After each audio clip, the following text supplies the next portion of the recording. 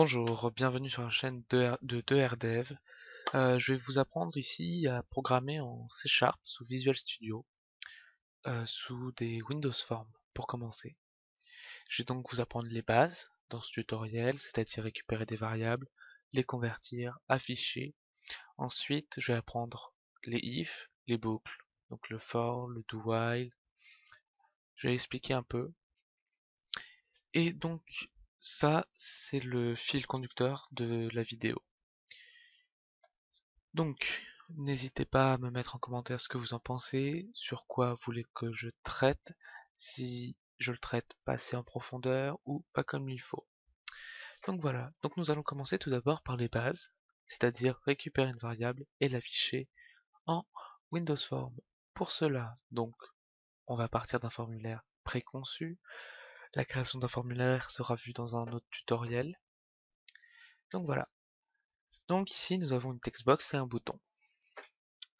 Donc la textbox, comme vous le voyez, elle a un nom, txt nom, et le bouton bt affiché.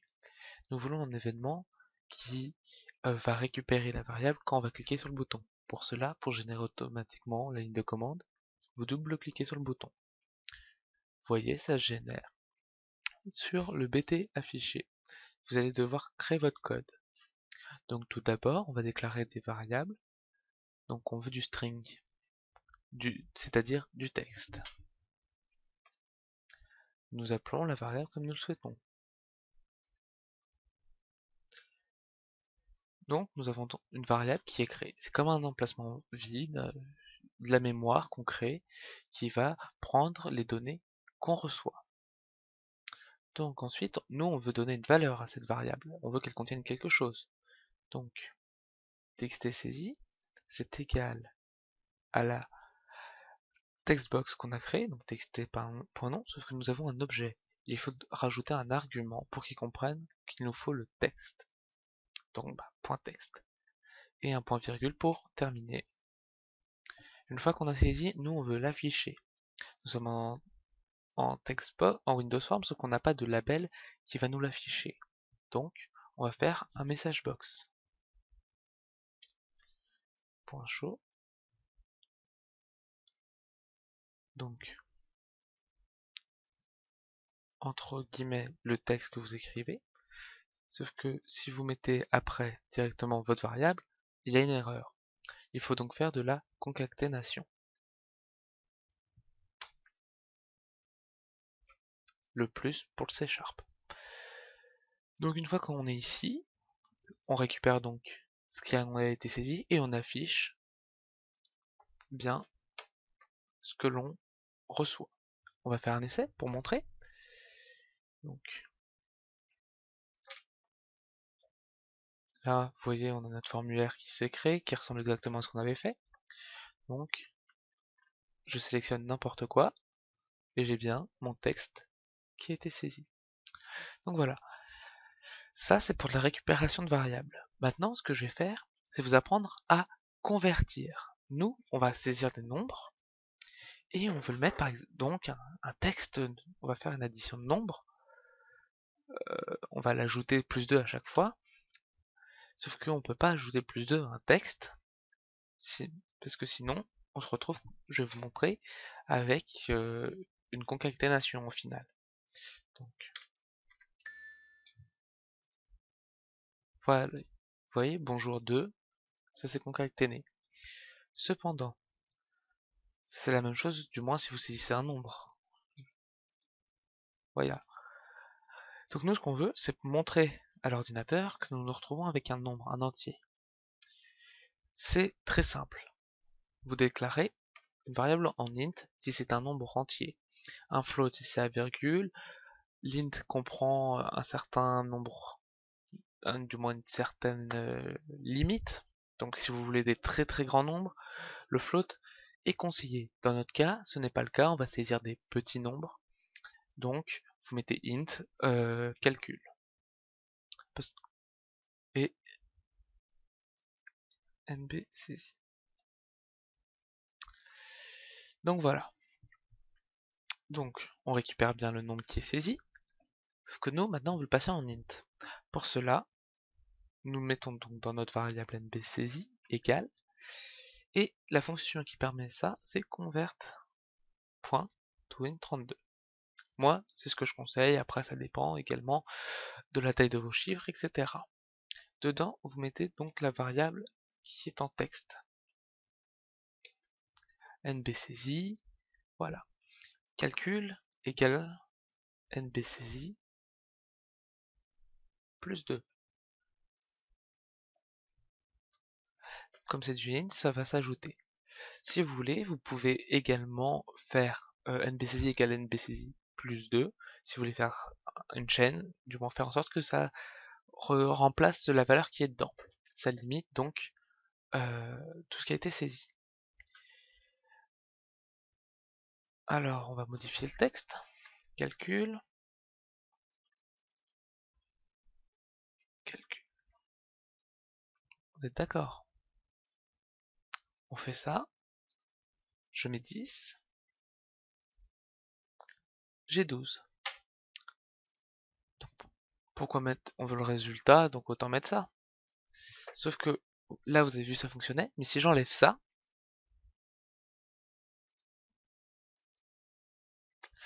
alors attention, voilà, il y a déjà des erreurs. On nous dit que bah ça marche pas parce qu'il y a du string. Alors il comprend pas, il peut pas convertir du int en string, alors que tout à l'heure il l'a fait. Pourquoi? Parce que implicitement, quand vous mettez du texte avant, ça va le convertir. Donc là, nous nous retrouvons avec un int, il y a un argument qui permet de le convertir directement en string, c'est .toString. Ça va vous dire à la machine, c'est du texte, tu l'affiches en texte. Donc là, si j'affiche 158, on a bien le 160. Donc attention, vous ne pouvez afficher que du texte, donc si vous mettez une variable en int seule, vous devrez ajouter un .toString. Ça, c'était vraiment le basique, c'est de la récupération et de la conversion, et un peu d'affichage. Maintenant, nous, ce qu'on veut, c'est faire quand même un peu de traitement. Donc, on va voir pour le if. Le if, c'est de l'itérative, c'est du, ceux qui font l'algorithme comprendront, c'est du si, sinon. Donc ici, on va voir un peu tout ce qui nous permet de faire ça. Donc, on part du principe, bien évidemment, qu'il n'y a pas d'erreur de saisie. J'expliquerai d'autres fonctions plus tard dans un autre tutoriel. Donc là, vous voyez, je vous montre, il n'y a pas de code. Hein. Pardon, j'ai oublié de... Petite erreur que je n'ai pas expliquée. Quand vous changez de formulaire, donc d'une nouvelle solution plutôt, vous faites définir comme projet de démarrage. Sinon, il va démarrer sur le projet précédent, donc on utilisait parce qu'il l'est par défaut. Une fois que vous faites cette modification, quand vous allez lancer, c'est le bon formulaire qui s'affiche. Donc vous voyez, là j'ai le plus, le moins, le fois et le divisé. Et je peux saisir n'importe quoi ici, je fais calculer, il n'y a rien qui se passe. Donc nous on va vouloir recalculer, donc on va récupérer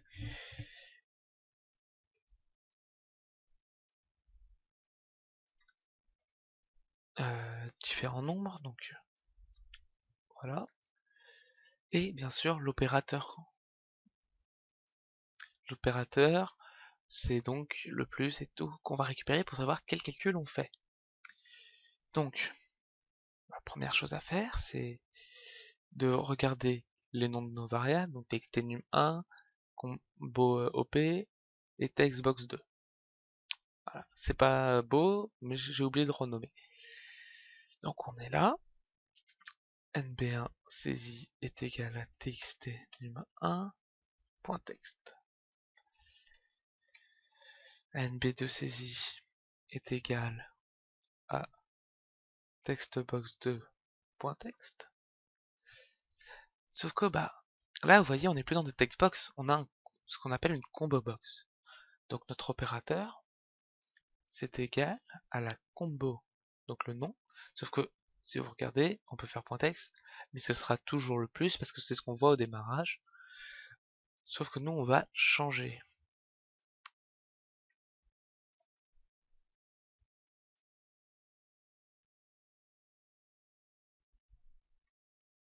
Nous on va prendre l'item qui est sélectionné. je vous explique pourquoi. Vous voyez, là on voit un plus, c'est texte. Donc là en bas à droite, hein, on a le plus. Si on récupère juste le texte, on récupérera ça à chaque fois.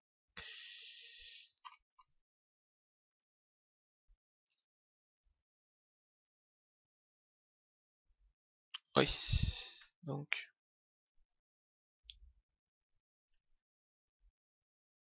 voilà. Pensez aussi à convertir en string. Sinon, il y a un problème de type. Maintenant, les nombres, on va les convertir. Donc pour les convertir, il nous faut nos variables en int, nb1 et nb2. Donc ça, c'est notre première phase. Donc c'est la conversion.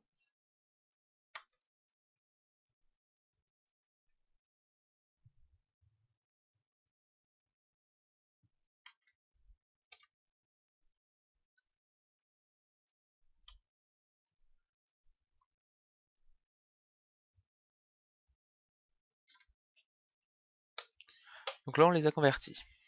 L'opérateur, il n'y a pas besoin. Sauf que voilà, il faut faire la vérification de savoir quel type d'opérateur est pris. Donc la première solution, la plus simple, c'est le if. Le if, c'est si c'est une clause. Donc là, c'est si opérateur est égal à plus. Sauf que en C# c'est double égal. Sinon, il pense que c'est du booléen. Hop, j'ai oublié donc la variable du calcul pour afficher à la fin. Donc initialiser à 0. Sinon, comme c'est dans le if, il est possible que ça ne le fasse pas. Donc si un opérateur est égal à plus, calcul est égal à nb1 plus nb2. Nous sommes d'accord. Sauf que après il y a le else. Donc else comme ça vous pouvez mettre une autre cause ou le else if. Donc là vous faites la même chose pour tous les opérateurs.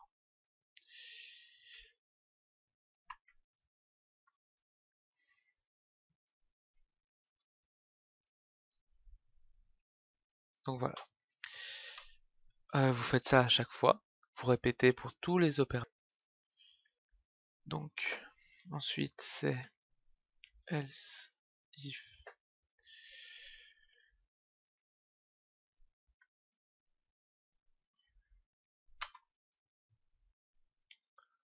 et si vous avez bien remarqué, avec Visual Studio, vous tapez des trucs qui sont connus, vous avez donc la liste en dessous, vous faites tabulation, tabulation, et il vous met directement la syntaxe qui est fort pratique pour ne pas avoir tout à réécrire.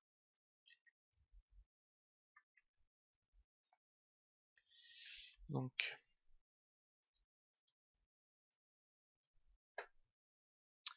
alors, moi, par contre, vous voyez, on a de la division.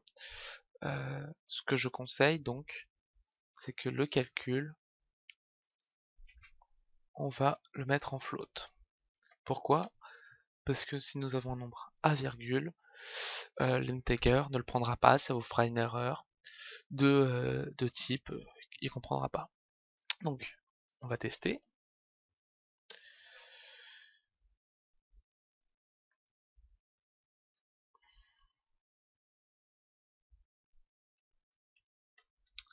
Donc voilà. Donc là, on a fait notre code.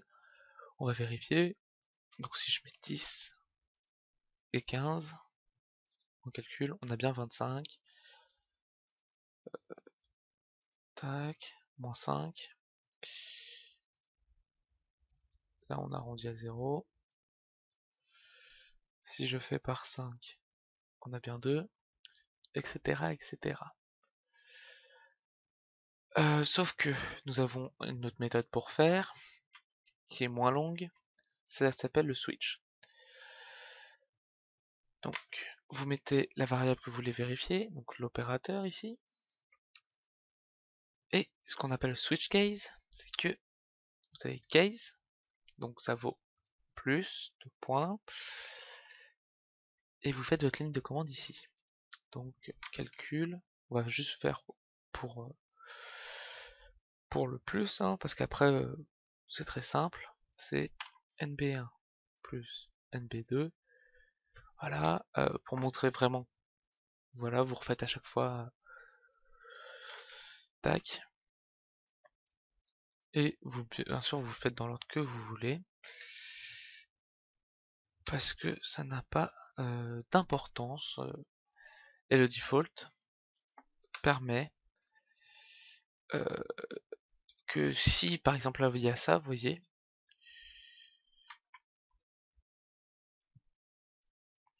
on va mettre ça comme ça, si jamais c'est autre chose que plus ou fois, il ne va pas comprendre, donc il va aller directement dans le default. Donc voilà. Donc ça c'est le switch et le if. Donc c'est très pratique, donc ça c'était pour les itératives, maintenant on va faire les boucles. Alors, les alternatives, pardon, je me suis trompé, et les itératives, donc les boucles, c'est ce qu'on va faire maintenant. Je vais vous montrer donc en quoi ça consiste. Donc nous sommes là avec le formulaire boucle, bon il est vide. Hop, on va pas s'embêter.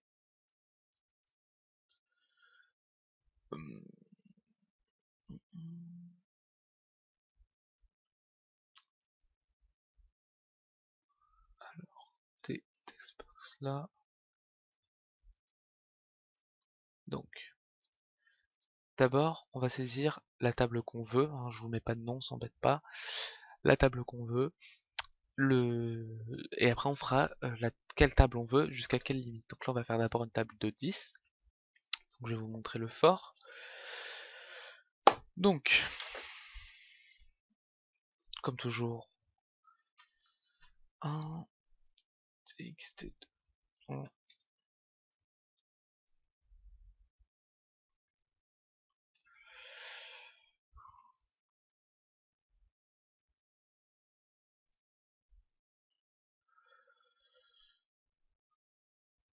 Donc, là, je vais vous montrer donc comment faire une boucle.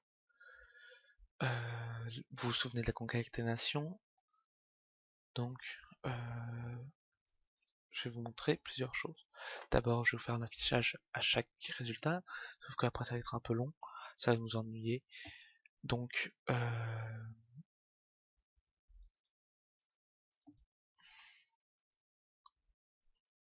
on va après les afficher en une seule fois. Donc, on va commencer juste par le for, donc vous voyez qu'il se présente comme ça. Donc on va récupérer txt1 égale textbox1.text.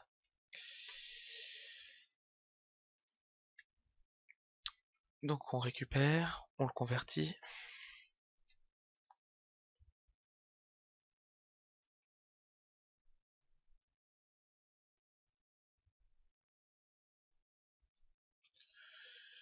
Donc là, nous on veut de i, on veut partir de i égale 1 jusqu'à i, on veut 10, donc i est strictement inférieur à 11, vous pouvez mettre égal à 10, et i++ ça veut dire qu'on avance de 1. C'est ce qu'on appelle le pas.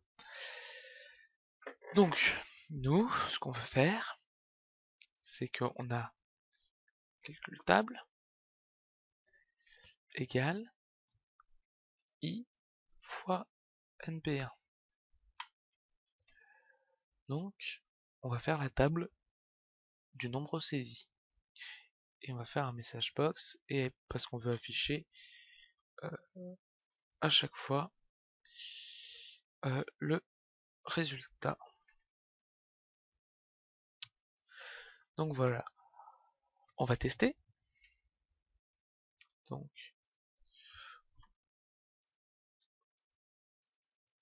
Vous voyez, on va jusqu'à 50. Sauf que à chaque fois il faut cliquer, donc c'est long. Alors, maintenant, on va faire autrement, comme je vous expliquais tout à l'heure. On va faire de la concaténation, mais je vais vous montrer comment. Donc on va concaténer dans table. Donc table est un texte. Donc on initialise vide, donc table, du moins vide, qui n'a pas de caractère, égale table, plus que calque, table.toString, pour dire que c'est du texte. Mais comme je vous l'ai dit tout à l'heure, on se retrouve avec du texte, donc ça le convertit implicitement. Donc là, il va y avoir un petit problème de lecture, on remet 5. Ah, il y a une erreur. Oui, l'erreur c'est que j'ai oublié du coup de vous afficher le résultat. J'essaye d'aller trop vite, excusez-moi. Donc vous affichez bien la variable, sauf que le petit problème de lecture dont je vous parle, c'est que tout est à la ligne, c'est pas très lisible. Alors comment faire? C'est très simple. Anti/n, si je me trompe pas, c'est bien ça en C#. C'est une commande qui permet de faire un retour à la ligne. Donc c'est plus tranquille. Vous pouvez faire après des phrases pour expliquer vos résultats. Donc voilà. Ça, c'est le for. Sauf que nous, ce qui nous intéresse, on va dire, c'est d'avoir une limite et de faire la table jusqu'au nombre x quoi, qu'on aura choisi. Donc txt 2 égale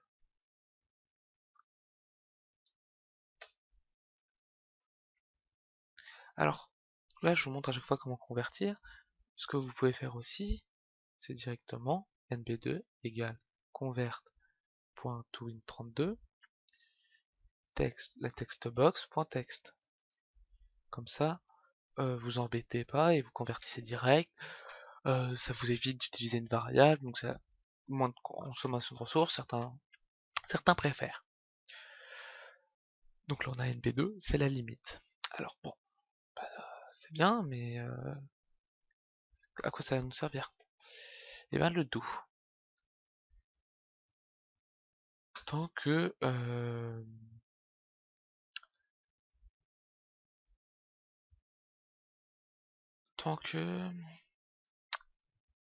alors là voilà, donc le do c'est on fait jusqu'à ce que. Donc qu'est-ce qu'il nous faut? C'est un argument qui va dire si c'est pas ça, on passe. Donc nous on va faire le i. Je vais appeler ça i parce que vous avez vu ça tout à l'heure. I est égal à 1.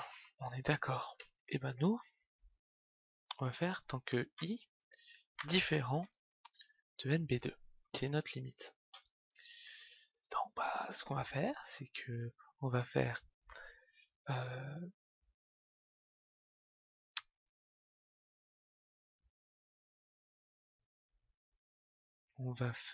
excusez-moi, je réfléchissais à comment je vous le présentais vu que j'ai supprimé la variable. On va faire donc ce que je vous ai dit comme pour le convert directement dedans. C'est-à-dire que nous avons notre table qui est égale à la table plus i fois nb1 plus l'anti/n.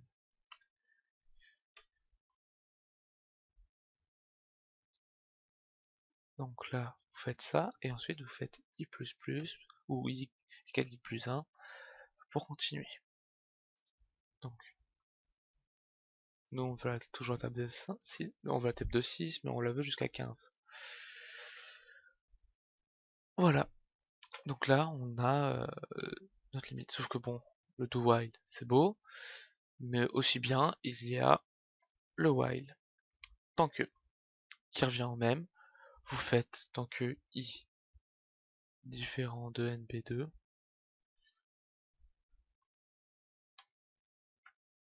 Tant que i différent de NB2, table égale table plus. On va juste afficher i cette fois-ci pour que ce soit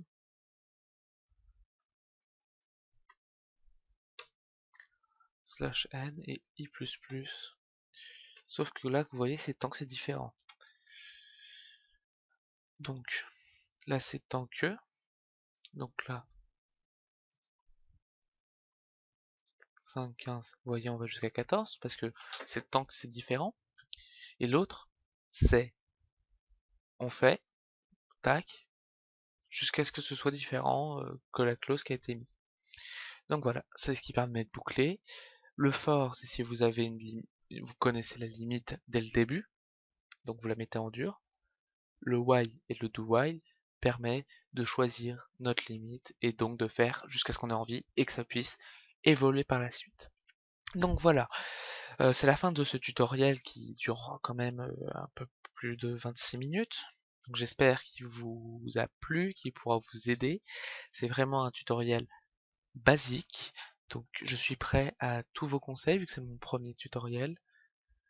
En espérant que ça vous aide. Si vous voulez un sujet en C# ou vous voulez un tutoriel, vous me dites. Je regarderai ce que je peux faire de manière simple. Et voilà, donc en vous remerciant, si ça vous a plu, un pouce vert, n'hésitez pas. Je vous remercie, au revoir et à une prochaine vidéo.